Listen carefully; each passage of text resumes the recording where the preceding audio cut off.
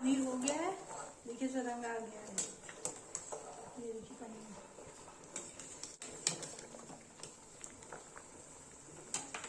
ठंडे पानी में निकाल देंगे।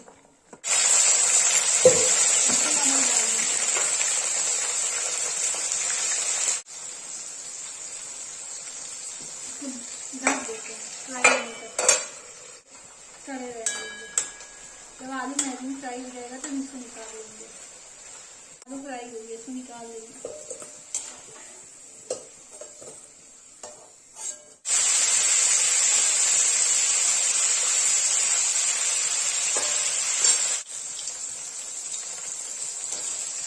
पनीर को हल्का मैगनी फ्राई करेंगे।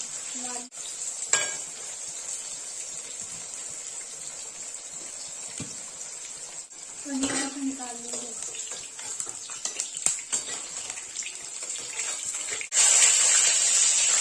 पनीर को निकाल देंगे।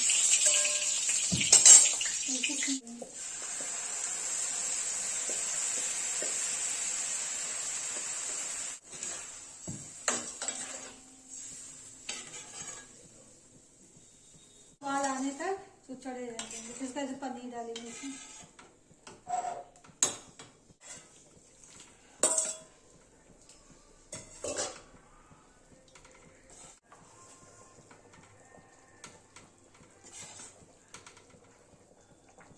पनीर आलू बन के रेडी।